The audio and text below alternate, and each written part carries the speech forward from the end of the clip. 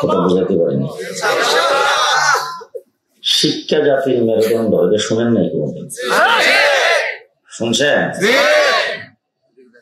বর্তমানে আমাদের দেশের যারা বড় বড় বুদ্ধিজীবী টকশো করে, টকশোতে বসে বলেন শিক্ষা জাতির প্রাণ, শিক্ষা জাতির প্রাণ। এখন আমি আপনাদের রাগ করবেন না তো? উচ্চ শিক্ষায় শিক্ষিত হইয়া দেশের বিচারপতি হয়েছে, বর্ডার ফাঁসের সময় ধরা পড়ছে 70 লাখ। এই শিক্ষা জাতির মেরুদণ্ড। যারা কথা না কবে এরা কাওয়া কাদের দলের লোক। এই শিক্ষা জাতির মেরুদণ্ড। উচ্চ শিক্ষায় শিক্ষিত হইয়া ইউনিভার্সিটি পাস করে, পিএইচডি করে, বিসিএস ক্যাডার, এরপরে দেশের সম্পদকে নিজের সম্পদ মনে করে লক্ষ লক্ষ কোটি কোটি টাকা চুরি করেছেন। এই শিক্ষা জাতির মেরুদণ্ড। হাড্ডিমা টিম, তারা মাঠে পারে ডিম, তাদের খারা দুটো শিম, তারা হাড্ডিমা টিম। আচ্ছা, আপনাদের এলাকায় যেটা ডিম পারে এটা বাচ্চা হয়?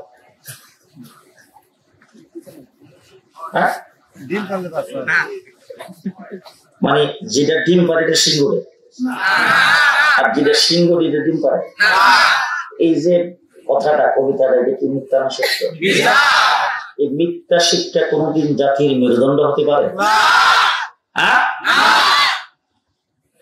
আমাদের দেশের যত শিক্ষা প্রতিষ্ঠান আছে সমস্ত শিক্ষা প্রতিষ্ঠান পাতায় ক্লাস টাইম শুরু, ক্লাস শেষ, বিদায়। এরপর কি ফেসবুক দেখলো, মোবাইল নিয়ে বসে রইল, পার্কে গেল, সিনেমা হলে গেল, কোথায় কি করলো এইটা দেখার দায়িত্ব কোন শিক্ষকের নাই। জি, আপনাদের এখানে কিন্ডারগার্টেন আছে, কেজি, নতুন কুড়ি বিদ্যালয়, ইংলিশ মিডিয়াম, রাত্রে আসার পর ক্লাস হয়, মাগরিবের পর তো হই, ফজরের আগে। যে খুব ভালো করে মনে রাখবেন, একমাত্র শুধুমাত্র কেবলমাত্র যাদের মাথায় পাগড়ি পরাই দিলাম, কওমি মাদ্রাসা 24 ঘন্টা উস্তাদ ছাত্রদের পেছনে মেহনত করে, রাত্রেও ছুটি নেই, শেষ ছাত্র ক্লাস, ঘুমাইলে উস্তাদ সাথে আছে। জি, প্রস্রাব পায়খানা করতে গেল উস্তাদকে বলে যেতে বলে। এক মাদ্রাসায় গেলাম, সকাল 9টা 9:30 দিকে, গাড়ি থেকে নেমা দেখি সুন্দর পুষ্করী, সুন্দর গাটলা, গাটলার উপরে একজন শিক্ষক ব্যাগ নিয়ে খাড়া, ছাত্ররা গোসল করতে নামছে। আমি শিক্ষকরা রেখে আনলাম, জিজ্ঞাসা করলাম কি ব্যাপার বাবা আপনি? হুজুর আমি হেফজখানার শিক্ষক। গোসল করতেছে তারা খা, বলে হেফজখানার ছাত্র। তারা গোসল করতেছে, আপনি এখানে বেত নিয়ে কি করেন? বলে হুজুর 15 মিনিট টাইম তো না থাকি, ছাত্ররা এখানে একজন আর দিবে, পানি সিধা দিবে, একটা ডাক্তার দিবে, এই জন্য আমি এখানে গোসল করে নিতেছি। একটা প্রতিষ্ঠান বাইর করেন গোটা পৃথিবীতে, বাংলাদেশ না আছে 24 ঘন্টা, রাত্রেও ছুটি নাই, শুক্রবারও ছুটি নাই, ছুটির দিনেও ছুটি নাই, 24 ঘন্টা উস্তাদ ছাত্রদের পেছনে মেহনত করে, তার নাম কওমি মাদ্রাসা। ঠিক কিনা বলেন? 2 নম্বর কওমি মাদ্রাসা। আপনারা বলেন তো দেখি, কত বছর বয়স হইলে আর আপনাদের এলাকায় যে ওই কিন্ডারগার্টেন আছে, কেজি আছে, এখানে যদি আপনার বাচ্চাদের ভর্তি করেন, আমাদের ঢাকা শহরে দেখছি ছোট বাচ্চা ভর্তি করছে, স্কুলে নিয়ে যাচ্ছে, কোলে বাচ্চা, মা কোলে ঘুমিয়ে গেছে, এরকম ছোট বাচ্চা স্কুলে ভর্তি করছে, খুব শখ তাড়াতাড়ি পড়াইতো। এই শখের বাচ্চাটাকে স্কুলে দেওয়ার পরে যে স্কুলে ভর্তি করছেন, এই স্কুলের একজন মাস্টারকে যদি যাই বলেন, স্যার বাচ্চাটা খুব শখ, তার মারও শখ একটু ভালো শিক্ষা দেওয়ার জন্য, আপনি যদি আধা ঘন্টা আমার বাচ্চাটাকে একটু আলাদা করে দেখাইতেন, এ বি সি ডি ক খ গ ঘ স র 1 2 3, এইগুলি যদি একটু দেখাইতেন, কারণ বাসায় গেলে স্যার আমরা যতই বলি বই নিয়ে বসে না, আমরা যতই বলি পড়াইতে পারি না, মোবাইল নিয়ে বসে থাকে। তো স্যার আপনি যদি একটু আধা ঘন্টা সময় দিতেন। আমি আপনাদের জিজ্ঞেস করতে চাই, এখন কোনো বাচ্চার দায়িত্ব যদি কোনো শিক্ষককে দেওয়া হয়, প্রাইভেট টিউশন ফি লাগবে না তো?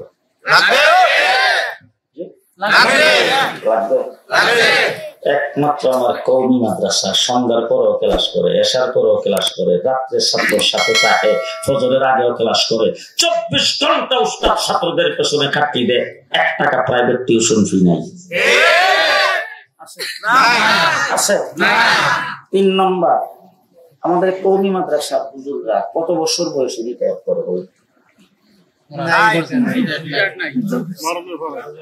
আমার শেখ মুর্শিদ আল্লাহ মাহমুদ শফি রহমতুল্লাহ 103 বছর বয়সে ইন্তেকাল করেছে। রিটায়ার করছেন কয় বছরে? জি, হাফিজ জি হুজুর কয় বছর বয়সে রিটায়ার করছিলেন? যে শাইখুল হাদিস আল্লামা ইজরুল হক সাহেব কয় বছর বয়সে রিটায়ার করছে? নূর হোসেন কাসিমি সাহেব কয় বছর বয়সে রিটায়ার করছে? রিটায়ার পেনশন নাই কওমি মাদ্রাসায়, মৃত্যু আগ পর্যন্ত সার্ভিস। জি, মৃত্যুর আগ পর্যন্ত মাদ্রাসায় মানুষ গড়ার কারিগর হিসাবে একমাত্র কওমি মাদ্রাসার হুজুররাই সার্ভিস দেয়। 4 নম্বর, আপনারা বিরক্ত হতেছেন মনে হয়? কালকে হুজুরদের বলবেন যে ইতানের নাম ওয়াজ, ওখান থেকে মৌলবি ধরে আনলা, এই 100 বার করেন, আগে থেকে যেন দাওয়াত না দেয়, দাওয়াত নিয়ে বড় বিপদে আছে। আমার কওমি মাদ্রাসা, আমাদের দেশের বড় বড় মন্ত্রী, মিনিস্টার, বড় উচ্চ শিক্ষিত ব্যারিস্টার, ডাক্তার, ইঞ্জিনিয়ার যখন ইন্তেকাল করে, তখন আপনারা অলরেডি টেলিভিশনে দেখেন, আমরাও দেখি, এমন লিডার ইন্তেকাল করেছেন, তার লাশ সংসদ প্লাজায় রাখা হয়েছে, নেতা কর্মীদের জন্য উন্মুক্ত করে। আগামীকাল সকাল 8টায় সংসদ প্লাজায় তার প্রথম জানাজা হবে, দ্বিতীয় জানাজা বাইতুল মুকাররম অনুষ্ঠিত হবে, তারপরে তার লাশ হেলিকপ্টারে অথবা অ্যাম্বুলেন্স যুগে নিয়ে যাওয়া হবে গ্রামের বাড়িতে। গ্রামের বাড়িতে তিনি যে স্কুলে প্রথম লেখাপড়া করেছিলেন, সেই স্কুলের মাঠে তার 3 নম্বর জানাজা শেষে পারিবারিক কবরস্থানে দাফন করা হবে। এবার আমার কওমি মাদ্রাসা আলেম ওলামা ইকরাম দ্বীনের খেদমতে, কোরআনের খেদমতে, ছাত্রদের পেছনে মেহনত করে, ইলমে দ্বীনের খেদমতে আজীবন শেষ নিঃশ্বাস পর্যন্ত খেদমত করেছেন, কিন্তু মৃত্যুর পরে লাশটাও মাদ্রাসায় দাফন করেছেন। আল্লাহ মাহমুদ শফি সাহেবের কই দাফন করছে? মুফতি আমিন সাহেবের, শাইখুল হাদিস আল্লামা ইজরুল হক সাহেব। হ্যাঁ, গোটা বাংলাদেশের নয়, গোটা পৃথিবীর দেওবন্দি আলেম হযরত কাসিম নানতবী রাহমাতুল্লাহ আলাইহি মাদ্রাসায় দাফন হয়েছে। মাহমুদুল হাসান দেওবন্দি মাদ্রাসায় দাফন হয়েছে। হুসাইন আহমদ মাদানী মাদ্রাসায় দাফন হয়েছে। আনোয়ার শাহ কাশ্মীরি মাদ্রাসায় দাফন হয়েছে। মুফতি কিফায়াতুল্লাহ মাদ্রাসায় দাফন হয়েছে। শামসুল হক ফরিদপুরি মাদ্রাসায়, হাফিজ জি হুজুর মাদ্রাসায়, শাইখুল হাদিস আল্লামা আজিজুল হক মাদ্রাসায়, ব্রাহ্মণবাড়িয়ার ফখরে বাঙ্গাল মাদ্রাসায়। সমস্ত উলামায়ে কেরাম মৃত্যু পর্যন্ত দ্বীনের খেদমত করার পরে মৃত্যুর পরে লাশটাও মাদ্রাসায় দিয়ে গেছে। ঠিক কিনা বলে? ঠিক কিনা বলে? আমার ভাইরা, শেষ একটা কথা আপনাদের সামনে বলতে চাই। হযরত হাফিজ জি হুজুর রাহমাতুল্লাহর নাম শুনছেন? হাফিজ জি হুজুর 1981 সনে বটগাছ মার্কা দাঁড়াইছিলেন। কি মার্কা? আমার একজন জিজ্ঞেস করছে, হুজুর হাফিজ হুজুর বলে আল্লাহর ওলি? আমি বললাম যে হ্যাঁ, হাফিজ হুজুর আল্লাহর ওলি, তার মধ্যে কোনো সন্দেহ নাই। এত বড় আল্লাহর ওলি যদি হয়ে থাকে, তাহলে উনি মার্কাটা যে পাইলো, গাছটার মধ্যে তো শয়তান থাকে। আমি বললাম যে শয়তান যদি কাহার উপর আসর করে, ডাক্তারের কাছে যায়,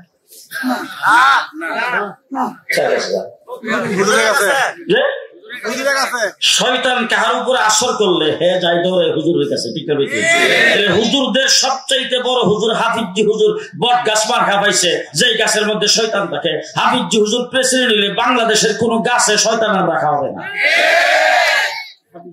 গাছ মার্কা দাঁড়াইছে হুজুরের নির্বাচনী জনসভা, সর্বশেষ জনসভা। এরপরই রাত্রে 12টার থেকে নির্বাচনী প্রচার অভিযান শেষ বাইতুল মুকাররম দক্ষিণ গেটে।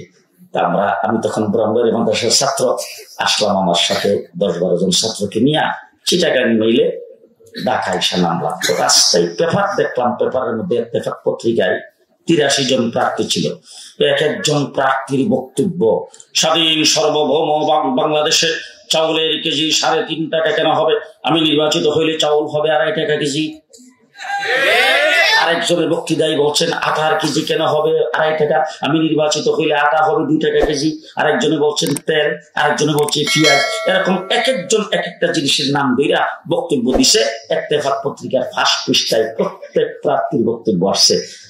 আমরা তখন একজন আরেকজন করতেছে, হাফিজ হুজুর তো পেপার পত্রিকা পড়ে না রে। আজকের পেপারটা যদি হাফিজ হুজুর পড়তো, অথবা শাইখুল হাদিস আল্লামা ফজলুল হক সাহেব, মুফতি আমিন সাহেব, তারা যদি পেপারটা পড়ে হুজুরে যদি একটা মুখ খুলে দিত যে কইছে চাউল খাওয়াইব 2.5 টাকা, হুজুর যদি আর আদা না কমায় কইতো, তাইলে মানুষের হুজুরের বুটটা দিলে আজকের বক্তৃতায় হুজুরের তেল, পেঁয়াজ, লবণ এইগুলি বলা দরকার ছিল রে। এইসব পদ্ধতিতে আমরা বাইতুল মুকাররমা এসে জুমার নামাজ পড়ছি। জুমার নামাজ করে একদম প্রখর রোদের ভিতরে স্টেজের সামনে যায় জুতাগুলি নিচে দিয়ে এখানে বসছি। আর মানুষ সারা ঢাকার আশেপাশের চতুর্দিক থেকে লোকজন গেছে।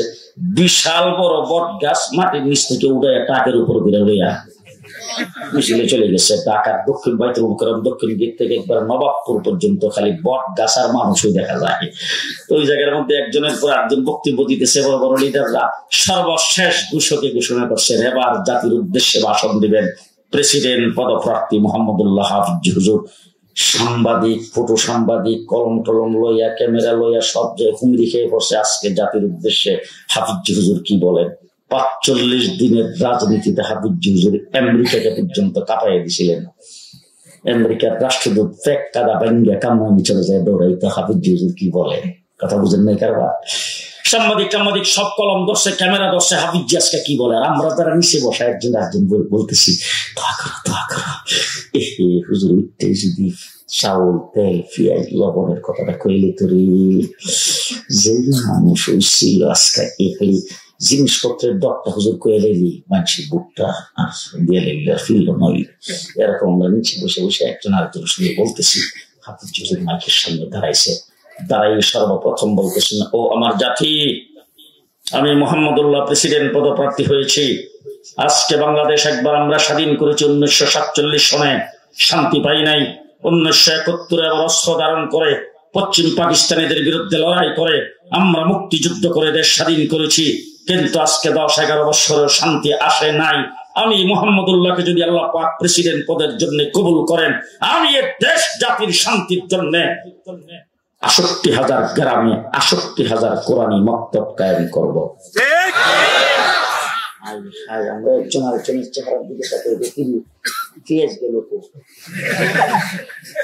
লবণ কই গেল, চাউল কোথায় গেল? আমরা ভাবছি কি আর হাফিজি কই কি?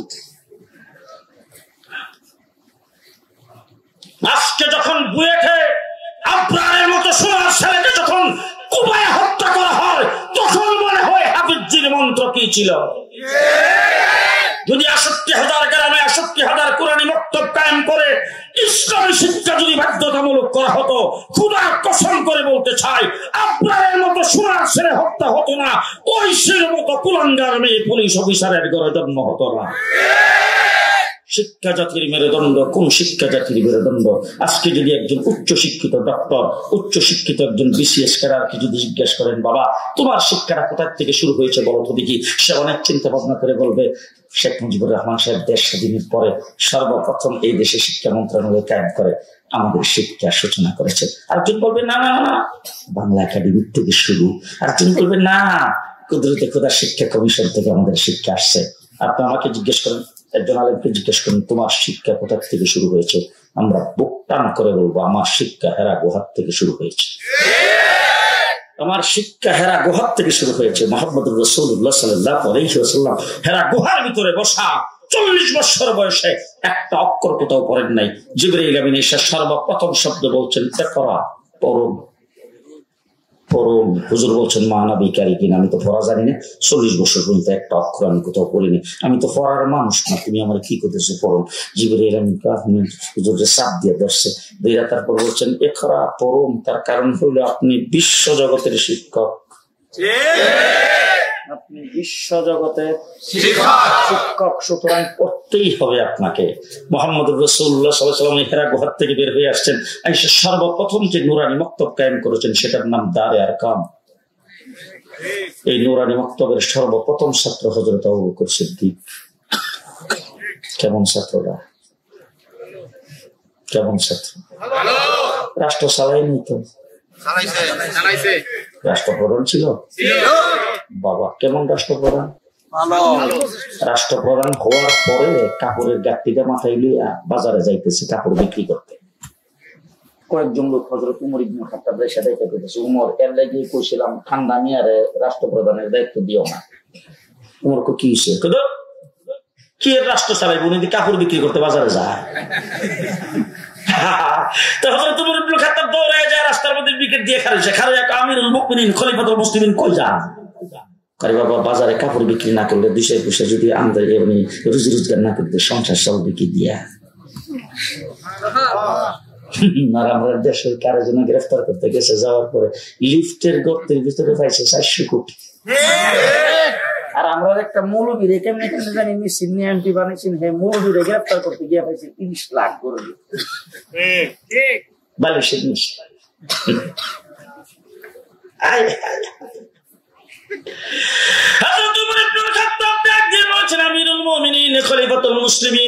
আপনি বাজারে যাইয়া যদি কাপড় বিক্রি করেন, রাষ্ট্র কি করে চলবে?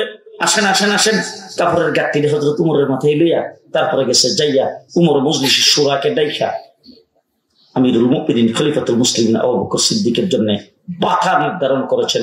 দৈনিক প্রতি ওয়াক্তে যতটুক আটা, যতটুক তেল, যতটুক সুজি, যতটুক পেঁয়াজ, যতটুক লবণ, যতটুক চিনি দরকার, এতটুক বাইতুল মাল থেকে দেওয়া হবে। হযরত আবু বকর সিদ্দিক বাইতুল মাল থেকে প্রতি ওয়াক্তে যতটুক লাগবে নিয়ে যায়। হঠাৎ করে একদিন ঘরে যায় গেছে, যাইয়া দেখে বাবা শাহী হালুয়া দস্তরখানের মধ্যে দিছে। হযরত আবু বকর সিদ্দিক ডাক দিয়ে কও, বাইতুল মাল থেকে যে বাধা দেওয়া হয়, এই বাধাতে তো শাহী হালুয়ার কোনো বাজেট নাই, তোমরা এটা করতে কে পাইলা? আমরা তো খাওয়ার পরে জিগাইতাম, বেগম করতে কে আনলা? খাইয়া যখন মজা লাগছে, খুব মজা করে খাইয়া এরপরে যখন খাতির জমা আলোচনা করতেছি, ভানসা পাইতেছি, তখন জিগাইলাম বলে বেগম হারানো আজকে খাইলাম করতে কে পাইলা? কথা বুঝেন নাই? হযরত আবু বকর সিদ্দিক হাত গোঠাইয়া তারপরে ঘরের লোকজনকে জিজ্ঞেস করছেন, তোমার এই শাহী হালুয়া কোথা থেকে ব্যবস্থা করলা? তখন ঘরের থেকে সবাই বলতেছে, আমিরুল মুমিনিন, মানুষের জীবনে একটা মনের চাহিদা আছে, আমাদের তো একটা মনের চাহিদা আছে, ভালো কিছু খাইবার মনে আমাদের চাই না? আমরা তখন আপনাকে যদি বলি তাহলে আপনি তো পেরেশানি বুক করবেন, আপনি পাইবেন কোথায়? এই জন্য আমরা প্রত্যেক দিন যে আটা, যেই চাউল আমাদের ঘরে বাইতুল মাল থেকে আসে, এইখান থেকে আমরা কিছু মুষ্টি রাখছি, মুষ্টি এক মুঠ করে রাইখা যেটা হয়েছে এগুলো বিক্রি করে তারপরে এর দিয়ে সুজি আনছি, চিনি আনছি, কিশমিশ আনছি, এগুলো এই না, তারপরে হালুয়া পাকাইছি। হযরত আবু বকর সিদ্দিক খানা না খাইয়া উইটা দৌড়াইয়া বাইতুল মালের যিনি ম্যানেজার, যিনি দায়িত্বে, তাকে যাই বলছেন, আগামী অক্টোবর থেকে আমার ঘরের যে বরাদ্দ তার মধ্যে এক মুষ্টি করে কম দিবা। কোন কলেজের ছাত্র? হ্যাঁ, जो नाते खुद रापरो दूसरों का हादी बन गया, क्या वो नजर थे जो मर्दों को मसीहा कर दिया। हज़रत उमर इब्न खात्ताब একদিন দেখলেন একটা বিধবা নারী, একদম শহীদ বৃদ্ধ, তার ঘরে কোনো কাজকর্ম করার লোক নাই, তাকে সহযোগিতা করার কেউ নাই। তো হযরত উমর এটা দেখা খবরটা পায়া হযরত উমর মনে মনে ভাবছে, এই মহিলার পানিটা যদি আমি ব্যবস্থা করে দেই, অর্থাৎ কুয়ার থেকে সেটাই না পানি উঠাবার মতো শক্তি নেই, তো আমি তার যে পানি ব্যবহার করে যে কলসিটা, এই কলসিটা রাত্রে আইসা ভালো করে দইয়া মুচ্ছা কুয়ার থেকে পানি উঠাইয়া যেখানে কলসিটা রাখে এই জায়গার মধ্যে রেখে দিব, পানিটা সে সারাদিন ব্যবহার করবে, এই নেকটা আমি পাবো। তো হযরত উমর ইবনে খাত্তাব গেছে রাত্রের বেলা 10টা-11টার সময়, যখন লোকজন ঘুরে গেছে, তখন যাইয়া দেখে কেটা যেন আইসা কলসিটারে ভালো করে দইয়া সুন্দর করে নতুন পানি দিয়া রেখে গেছে। তো হযরত উমর মনে মনে ভাবতেছে, আমার থেকে সালাক মদিনায় আরো মানুষ আছে, দেখি কালকে আরো আগে আনবো। পরের দিন গেছে আরো ঘন্টা আগে, যায় দেখে আজকে কলসি সুন্দর করে দইয়া কে যেন রেখে গেছে। হযরত উমর লোকটা আরো আগে আগে হয়। পরের দিন গেছে এসে নামাজের পর একটু দেরি করে সবাই যখন ঘুমায় আসছে গেছে, যাই দেখি আজকেও কলসিকে যেন ধুইয়া মুচ্ছা সুন্দর করে এনে পানি নতুন পানি দিয়ে রেখেছি। হযরত উমর এবার হযরত উমর তো খুব মানে আপনারা কি মনে করেন আল্লাহ রাসূল কইছে উমর যেখানে যাইবো এখানে মিস্টার ইবলিস যদি আমরা আজকে যদি উমর দুনিয়াতে জিন্দা থাকতো আর কি আমি জেলখানে বসে বসে মনে মনে চিন্তা করছিলাম যে উমর জিন্দা থাকতে উমরের দাওয়াত করে আনলাম আনলে কাওয়া কাদের হাসি না এইগুলি তো ইবলিসের খেলা ভাই কারণ ইবলিস আর দায়িত্ব দিয়ে ইবলিস কিন্তু বাংলাদেশ থেকে পেনশন বাংলাদেশে ইবলিসের তালিকা এখন আর বাংলাদেশ নাই এর দায়িত্ব দিয়ে ইবলিস গেছে। তো হযরত ওমর ইবনে খাত্তাব এইবার কালকে থেকে কলসি বুড়াইবার জন্য আসবো না, দেখবো সালাইকা লোক থেকে না এসার নামাজ পড়ি যে একটা গাছের আড়ালে চুপ করে দাঁড়িয়ে দিচ্ছে। কিছুক্ষণ পরে দেখে একজন লোক এসে সবটা খালি বাই করে মুখটা বান্ধা আইয়া কলসি ধরে থেকে নিয়ে পুরান খান্ডের পালে বলা করে দইয়া কত থেকে পানি উঠে কলসি ধরে পুরে জায়গা মতন রাখতেছে। উমর পেছন দিক থেকে যায় চাদরের মধ্যে টান দিয়ে যেই কইছে কে মুখের থেকে যখন কাপড়টা সরাইছে উমর তাকায় দেখে আমিরুল মুমিনিন খলিফাতুল মুসলিমিন আবু বকর সিদ্দিক। দেখা মাত্র উমর ইবনে খাত্তাব ডাক দিয়ে বলেছেন আমিরুল মুমিনিন আল্লাহর নবীর জীবদ্দশায় অনেক চেষ্টা করেছি 23 বছর পর্যন্ত আপনাকে নেক কাজে পেছনে পালাইতে পারি কিনা, কিন্তু রাসূলের জীবদ্দশায় কোনোদিন নেক কাজে পেছনে পালাইতে পারি নাই। আজকে আমিরুল মুমিনিন খলিফাতুল মুসলিমিন হওয়ার পরে সামান্য বিধবা মহিলার খেদমতেও আপনাকে পেছনে ফেলতে পারলাম না। সুবহানাল্লাহ। কি সত্য তৈরি করেছেন মুহাম্মদ রাসূলুল্লাহ সাল্লাল্লাহু আলাইহি ওয়াসাল্লাম। হযরত ওমর ইবনে খাত্তাব রাদিয়াল্লাহু তাআলা রাষ্ট্র পরিচালনা করছেন, তার রাষ্ট্রের এরিয়া ছিল 22.5 লক্ষ বর্গ মাইল। 22.5 লক্ষ বর্গ মাইল রাষ্ট্রের এরিয়া হযরত ওমর ইবনে খাত্তাব রাদিয়াল্লাহু তাআলা পরিচালনা করছেন। এত বড় রাষ্ট্রপ্রধান মসজিদে নববীতে জুমার নামাজ পড়াইতে গেছে, যায় মিম্বরে উঠছে, গায়ের মধ্যে নতুন চাদর দুইটা চাদর রিলিফের চাদর আইছে সমস্ত নাগরিকদের জন্য একটা করে। বাস যেই খালি মিম্বরে উঠছে একজন মুসল্লি সাধারণ মুসল্লি দ্বারা আমিরুল মুমিনিন খলিফাতুল মুসলিমিন খুতবা দেওয়া বন্ধ আছে, মিম্বর থেকে নামেন কথা আছে। হযরত ওমর ইবনে খাত্তাব মিম্বর থেকে নামছেন, যে কি কথা বলো, এরা ডাক দিয়ে করতেছে আমাদের প্রত্যেকের জন্য একটা করে চাদর বরাদ্দ, আপনার গায়ে নতুন চাদর দুইটা দেখা যাইতেছে, এটা জবাব দেওয়ার আগে খুতবা দিতে পারবেন না। আমরা বাংলাদেশে 7.5 কোটি বাঙালির জন্য 7.5 কোটি কম্বল নিজের তাই নাই, নিজেরটাই কথা বলছেন। হযরত ওমরকে যখন এই কথা জিজ্ঞেস করছে হযরত ওমর ইবনে খাত্তাব ডাক দিয়ে আমার পক্ষ থেকে আমার ছেলের জবাব দিবে। হযরত ছেলে আব্দুল্লাহ ইবনে ওমর দাঁড়ায় বলছেন আমার দিকে তাকিয়ে দেখুন তো নতুন চাদর গায়ে আছে কিনা, বলে নাই। তা আমার গায়ে যে নতুন চাদর নাই এতে আপনারা বুঝালেন আমিও তো একটা চাদর পাইছি নাগরিক হিসেবে, বলে হ্যাঁ আমার বাবাও পাইছে একটা। বাবার যে একটা পুরান চাদর ছিল সেই পুরান চাদরটা বেশি খারাপ হয়ে গেছে, এটার মধ্যে 17টা তালি দেওয়া ছিল, এরপরও ছিলা কয়টা তালি দেওয়া 17টা তালি দেওয়া, এরপরও ছিলা 17 তালির পরে আর তালি দেওয়ার ব্যবস্থা নাই। এইখানে ঈদে পড়ে আইসা বাবা জুমার নামাজ পড়া যেত, এই জন্য আমার পুরানটা যেহেতু ভালো আছে এই জন্য আমি আমার পুরানটাকে দিছি আর আমার চাদরটা আমার বাবারে দিয়ে দিছি। এই কথা যখন বলছেন তখন ওই লোকটা ডাক দেখো ঠিক আছে এবার খুতবা দেন। হযরত ওমর ইবনে খাত্তাব ডাক দেখো তুমি কাছে আসো, কাছে আসো। আমরা দেশে দেখছি আমাদের মিরপুর এলাকার একজন এমপি গেছে মসজিদে, যাই সে বলছে এই এখন থেকে মসজিদ কমিটির সভাপতি ইমুক, সেক্রেটারি ইমুক, কিশোর ইমুক, কথা করছে পরে মসজিদের একজন মুসলিম লেখা রয়েছে স্যার আমাদের এই কমপ্লেক্সটা চলার জন্য একটা নীতিমালা আছে, এদের একটা গঠনতন্ত্র আছে, এইখানে কমিটি নতুন কিভাবে গঠন হবে এটার পরিষ্কার একটা নীতিমালা আছে, একটা কমিশন গঠন হবে, কমিশনের পক্ষ থেকে তারপরে কমিটি হবে, এরকম যেইখানে কথাটা কইছে এই কেডারে এটা আমি জনপ্রতিনিধি, আমি বলার পরে হ্যাঁ আবার মাঝখানে কথা এই ধরে নিয়ে গেছে, এবার 1 সপ্তাহ পর আইসা বুবা হ্যাঁ দিকে কিছু করে। হযরত ওমর ডাক দেখে এদিকে আসো, কাছে নিচে নিয়ে তাকে জড়াইয়া ধরে ওমর করে চোখের নিচে দিচ্ছে আর বলছে তোমার মতো এমন ব্যক্তি ব্যক্তি যতদিন দুনিয়াতে জীবিত থাকবে ইসলামী রাষ্ট্র ঠিক চলবে, তার মধ্যে কেউ দুর্নীতি করতে পারবে না। রাস্তা দিয়ে হযরত ওমর ইবনে খাত্তাব যাইতেছে, একটা লোক বকরি চড়ায়। ওমর ইবনে খাত্তাব যায় তাকে ডাক দিয়ে বলছে, রে রাখালি দিকে আসো, অনেকগুলি বকরি চড়াইতেছে। তুমি বলেছি স্যার জি অনেকগুলি বকরি চড়াইতে। আচ্ছা তোমার একটা বকরি তুমি আমার দেও তো, আমি জবাই করে গোশতটা খাবো। এবার বকরির মালিক আমি না। যখন কইছে বকরির মালিক আমি না, হযরত ওমর ইবনে খাত্তাব তুই যে বেটা বকরির মালিক না আমিও জানি, তুই যদি আমার একটা বকরি দিয়া দেস আমি তোর কাছ থেকে টাকা দিয়ে নিব। আর এতগুলি বকরি তুই একা সরাইতেছ, এই পাহাড়ের সিপার থেকে কতবার কত বাঘ বাইরে এসে কত বকরি নিয়ে যায়। তো একটা বকরি মনে করে নিয়ে গেছে, তুই তোর মালিককে যাই করলি যে স্যার আমি একা কি বাঘের লোক লড়াই করতে পারি, একটা বাঘ বাইরে সবল দিয়ে একটা বকরি নিয়ে গেছে, এই বকরিকে আমি রাখতে পারি, তোমার দোকান থেকে টাকাগুলি তুই পাইয়া দিলে। এই কথা যখন কইছে রাখাল উঠটা আঙুলটা উপরের দিকে উৎসর্গ, আমার মালিক এখানে উপস্থিত নাই, আইনাল্লাহ আমার আল্লাহ গেছে কই, যেই কইছে আমার আল্লাহ গেছে কই। হযরত ওমর ইবনে খাত্তাব ডাক দিয়ে আমার চিনো, আমাদের এখানে বরিশালের কোন লোক আছে কিনা আমি জানি না, বরিশালের লোক যদি রাগ করে তাহলে দেখবেন যে বলে মরেছে না হযরত মমিসিকের লোক লাখ লাখ পয়সা দেখুন যায়।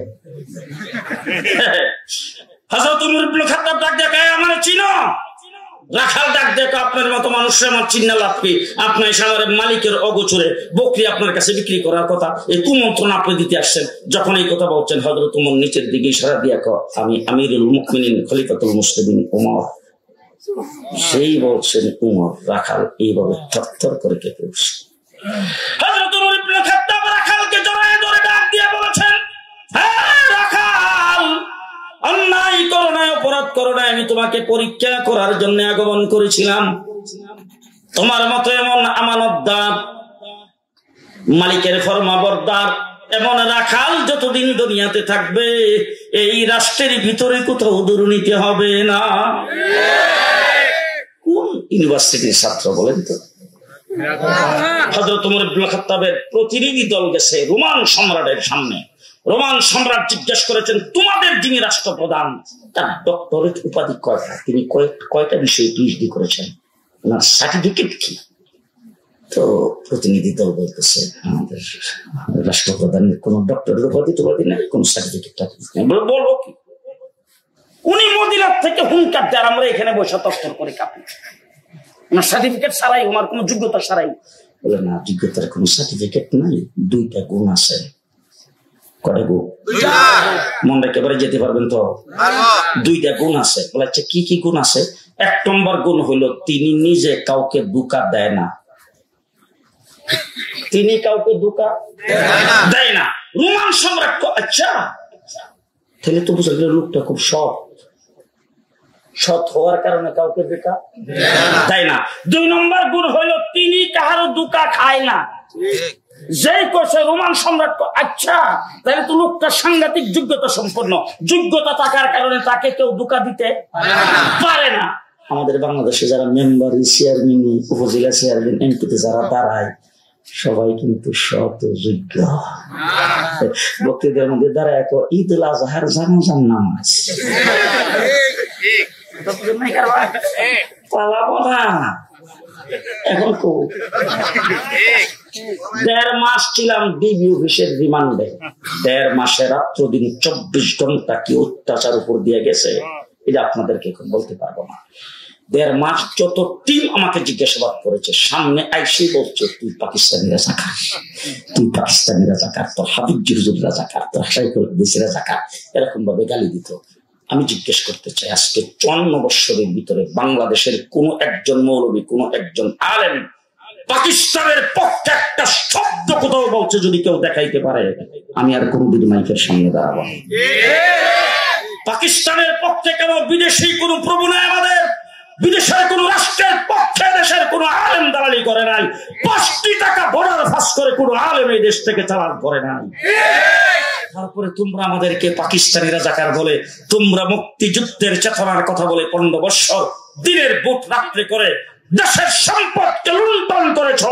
আজকে প্রমাণিত হয়েছে তোমরা সবাই ইন্ডিয়ানের রাজাকার, ইন্ডিয়ানের রাজাকার, ইন্ডিয়ানের রাজাকার।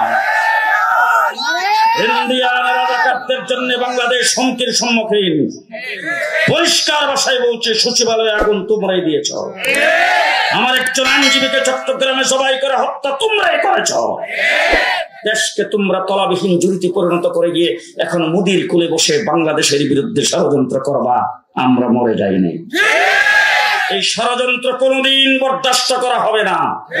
দেশ আমার, আমার দেশ বাংলাদেশ, মুসলমানের দেশ বাংলাদেশ, মসজিদের দেশ বাংলাদেশ। 54 বছরে বহুত কিছু দেখেছি। স্মার্ট বাংলাদেশ। কাঁচা মরিচের কেজি 1200 টাকা। দেখছেন না আপনারা? সবকিছু দেখা শেষ। জুলাই আগস্টের আন্দোলন করেছেন মুসলমান ছাত্র ছাত্রীরা। বাচ্চাকে নিয়ে গেছে কোলে উঠে তার মা, মেয়েকে নিয়ে গেছে মা, বাবা নিয়ে গেছে ছেলেকে নিয়ে, বলছে আমার ছেলেকে নিয়ে আসছে, দিয়ে দিলাম রাষ্ট্রের জন্য। রাস্তায় যখন তারা স্লোগান দিচ্ছেন, আন্দোলন সংগ্রাম করতেছেন, গুলি যখন তাদের উপর আসতেছে, মসজিদ থেকে আজান হওয়ার পরে 20 ডালা রাস্তায় লাইন ধরে দাঁড়িয়ে গেছে নামাজ আদায়ের জন্য। ঠিক কিনা বলেন? এই ছাত্রদের আন্দোলনে, জুলাই আগস্টের সংগ্রামে যে বিপ্লব বাংলাদেশে হয়েছে, এই বিপ্লবের পরে দেশ হবে ইসলামের বাংলাদেশ, ইসলামের বাংলাদেশ, ইসলামের বাংলাদেশ। কে কে রাজি আছেন হাত তুলে দেখান। শেষ কথা আপনাদের সামনে বলে যাচ্ছি, শিক্ষা নীতিতে বাংলাদেশে 1 ক্লাস থেকে ইউনিভার্সিটি পর্যন্ত ইসলামী শিক্ষা বাধ্যতামূলক হইতে হবে। কারা কারা রাজি দেখি? রাজি আছেন তো সবাই? রাজি আছেন তো সবাই? আজকে আমি আপনাদের সকলকে একটাই কথাই বলবো, দেশে আপনারা মার্কার জন্য অনেক রক্ত দিয়েছেন, দলের জন্য অনেক রক্ত দিয়েছেন, নেতার জন্য অনেক স্লোগান দিয়েছেন, অনেক গান ধরেছেন। আসুন এবার ইসলামের জন্য রক্ত দেওয়ার প্রয়োজন হলে রক্ত দেব, জীবন দেব ইসলামের জন্য, নবীর ইজ্জত রক্ষার জন্য। নাসরুম মিনাল্লাহ, ফাতহুন করিম, ওয়াবাশশিরিল মুমিনিন। আসসালামু আলাইকুম।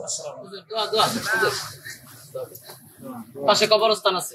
আলহামদুলিল্লাহ রাব্বিল আলামিন, ওয়াসসালাতু ওয়াসসালামু আলা সাইয়্যিদিল মুরসালিন ওয়া আলা আলিহি ওয়া আসহাবিহি আজমাইন। রব্বানা যালামনা আনফুসানা ওয়া ইল্লাম তাগফির লানা وترحمنا لنكونن من الخاسرين.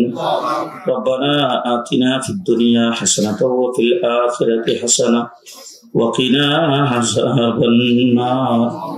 ইয়া আল্লাহ, এই মাহফিলকে কবুল করো। আল্লাহ, এই মাহফিল আমাদের সকলের জন্য নাজাতের জরিয়া বানিয়ে দাও। দাঁড়ানো বসা অবস্থায় যারা মাহফিল শুনেছেন সকলের জন্য নাজাতের জরিয়া বানিয়ে দাও। পর্দার আড়ালে মা বোনদের জন্য নাজাতের জরিয়া বানিয়ে দাও। ইয়া আল্লাহ, ইয়া আরহামার রাহিমিন, ইয়া আল্লাহ, আমাদের জিন্দেগীর সমস্ত গুনাহগুলি মাফ করে দাও। আমাদের উম্মতে মুহাম্মদীকে মাফ করে দাও। আমাদের সকল মুর্দেগানকে মাফ করে দাও। আমাদের মা বাবাকে মাফ করে দাও। যাদের মা বাবা দুনিয়াতে নাই তাদের কবরগুলি জান্নাতের বাগান বানিয়ে দাও। ইয়া আল্লাহ, ইয়া আরহামার রাহিমিন, আমাদের মধ্যে যারা বিমারি সকল বিমারিদের শিফা করে দাও। সকলের সকল হাজত পুরা করে দাও। সকল পেরেশানি দূর করে দাও। ইয়া আল্লাহ, আসমানি জমিনি বালা মুসিবত থেকে আমাদেরকে হেফাজত করো। ইয়া আল্লাহ, আমাদের কামাই রুজিতে বরকত দান করো। আল্লাহ, আমাদের অভাব অনটন দূর করে দাও। ইয়া আল্লাহ, যুবক ভাইরা যারা এখানে হাত উঠেছেন, যারা লেখাপড়া করে তাদের জেহেন যাকাওয়াত বাড়ায় দাও। দেশের জন্য যোগ্য হিসেবে গড়ে তোলার তৌফিক দান করো।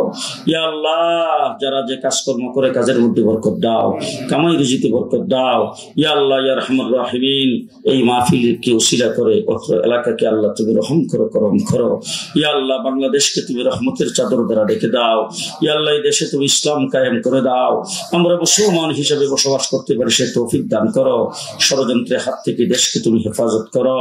ইয়া আল্লাহ, ইয়া আরহামার রাহিমিন, কেউ যদি কোনো খাস মকসুদ নিয়ে হাত ওঠে তাদের মকসুদ পুরা করে দাও। যাদের মাথায় পাগড়ি পরাই দিলাম তাদেরকে আল্লাহ হাফিজে কোরআন, আলেমে বা আমল হিসেবে কবুল করো। এই মাদ্রাসাকে কবুলের মঞ্জুর করে নাও।